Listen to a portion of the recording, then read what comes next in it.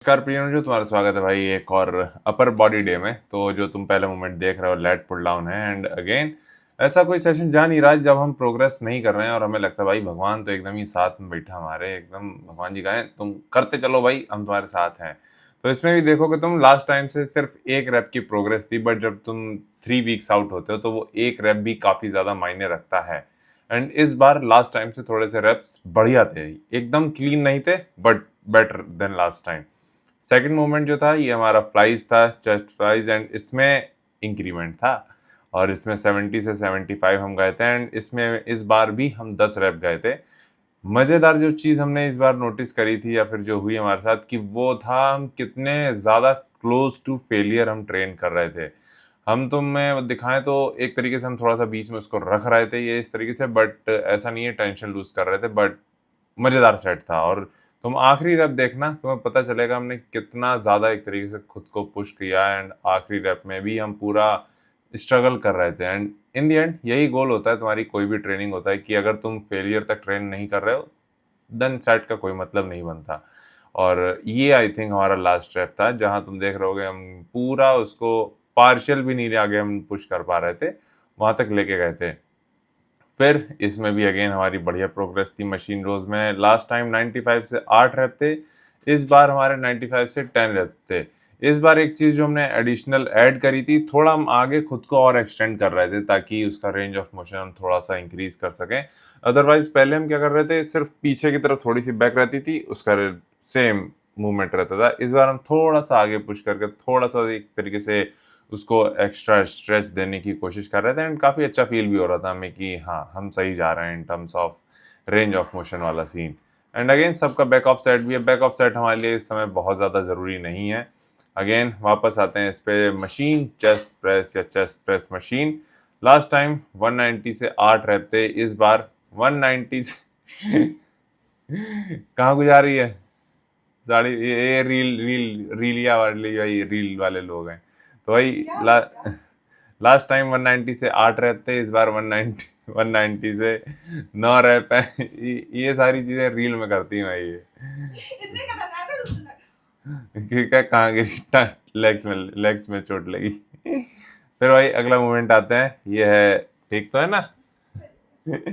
अगला है भाई मूवमेंट, ये तुम्हारा साइड रेजेस, लेटरल रेजेस।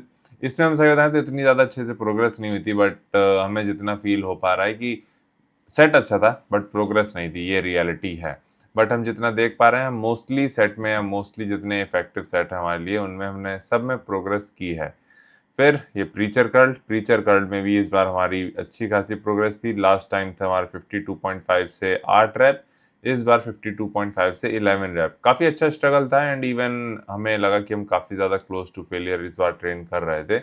और इसके बाद भाई कोई मेजर मूवमेंट नहीं था हमारा। इसके बाद तो सिर्फ हमने एब्स भी ट्रेन किए थे। इस बार तुम्हें बता दें कि हम जो एब्स ट्रेन करते हैं वो वीक में 2 बार ट्रेन करते हैं और दोनों अपर बॉडी डे पर करते हैं। और इसके बारे में हम आगे आएंगे क्योंकि एक सवाल भी इससे रिलेटेड पूछा गया है, तो उस पर भी कवर करें। बट पहले एक सवाल लेते हैं कि एक तो यही सवाल था हमारे पास, काफ़ी ज़्यादा बढ़िया आया था। हाय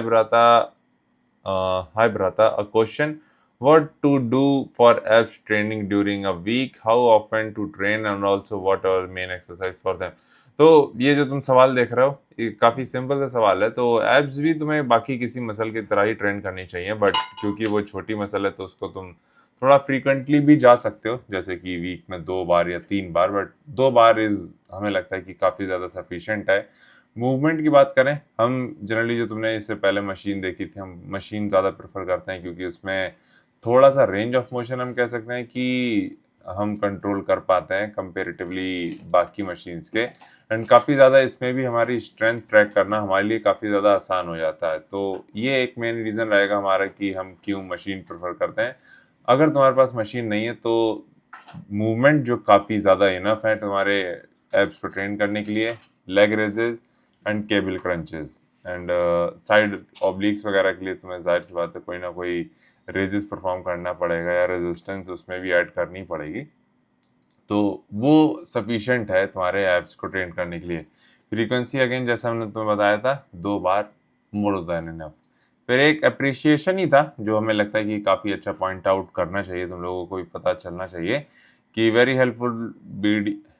हेल्पफुल वीडियो भ्राता। I been training like you said 2 working set with rest day and strength gone up in a deficit, thank you for guidance. तो भाई ये एक रियलिटी है कभी कभी, क्योंकि यार यहाँ पे थोड़ा सा भी हम ज्ञान पिलाई करना चाहेंगे काफ़ी अच्छी डिटेल में कि ट्रेनिंग जो होती है ना, तुम देखते होगे हमें कि हम ये वॉइस ओवर करते हैं, करने को तो इसको हम ड्यूरिंग वर्कआउट क्लिप में भी बोल सकते हैं, या फिर ऐसा नहीं कि हमने पहले कभी बोला नहीं है।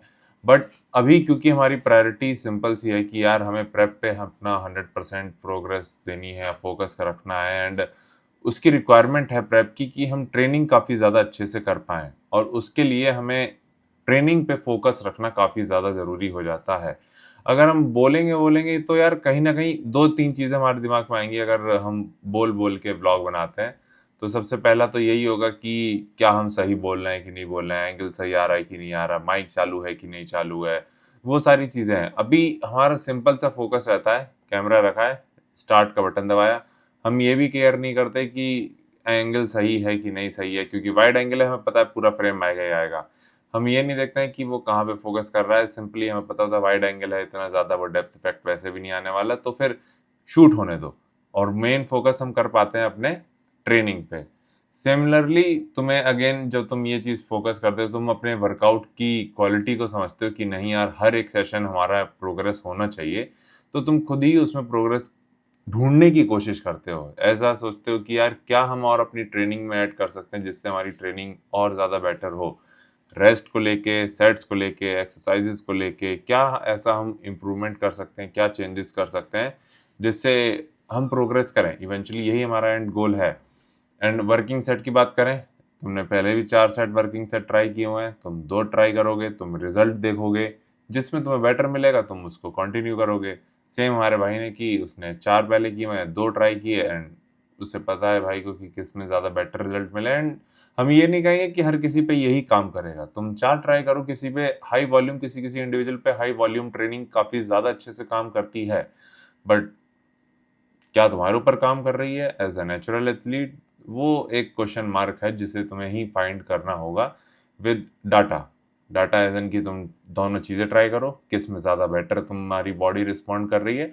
एंड ये डाटा ऐसा नहीं है कि तुम डाटा जो भी तुम मान के चल सकते हो कि 1 हफ्ते में तुम्हें पता चल जाएगा, 2 हफ्ते में पता चल जाएगा, एटलीस्ट तुम्हें इसे 2 से 3 महीने या 4 महीने देने पड़ेंगे, क्योंकि हमने सालों तक 4-4 सेट किए हुए हैं, एंड एक पिछले 1 साल में हम 1 सेट या फिर मैक्स टू मैक्स 2 सेट के साथ ट्रेन कर रहे हैं।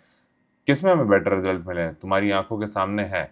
तो हमारे लिए वो एक क्लियर स्टडी मान के चल सकते हो, एक क्लियर एनालिसिस मान के चल सकते हो कि क्या बेटर है। अब कोई हमें स्टडी ला के दिखा देगा कि 4 सेट करके दिखाओ, 4 सेट पे ज़्यादा मसल बिल्ड होती है, हम 4 क्या कहते हैं 10 साल से वही कर रहे हैं, 8-9 साल हमने वही किया है, हम 2 साल से पिछले यही कर रहे हैं, किसमें हमें ज़्यादा रिजल्ट मिले अच्छे, हमें पता है। तो हमें शायद वापस उस पे जाने में बहुत ज़्यादा दिक्कत होगी, तो वो चीज़ भी है भाई। तो यहीं तक रखते हैं पंचायत, और तो हमारे पास कोई ज्ञान अप्लाई नहीं है। बाकी जब तुम ये वीडियो हमने वर्कआउट वगैरह किया था, उस दिन का हम वेट तुम्हें बता दें तो काफ़ी अच्छा हमारा वेट जा रहा है 80.7, प्रेप काफ़ी अच्छी जा रही है, हम लीन हैं, हम श्रेडेड हैं, 3 वीक्स आउट हैं, तो एक्साइटेड हुई हैं हमारी सारा, अब तो सारी चीज़ें फाइनल हो ही गई हैं, रजिस्ट्रेशन वगैरह। थोड़े से नर्वस हैं, नर्वस इसलिए हैं क्योंकि हम अपने बेस्ट पे नहीं हैं। हमें पता है कि बेस्ट पे आने में थोड़ा टाइम लगेगा, बट अगेन हमें बेस्ट पे हम नहीं हैं क्योंकि हमें पता है कि हम कितने अच्छे हो सकते हैं। अभी तक के हम बेस्ट पे हैं, ये भी एक रियलिटी है। तो वो भी भाई एक चीज़ है। तो आई थिंक यहीं तक रखते हैं पंचायत, बाकी तुम अपना ख्याल रखना, और कुछ पूछना चाहो तो नीचे कमेंट कर देना, तो उसको हम ऐसे ही सवाल जवाब में कवर करेंगे। ठीक है भाई।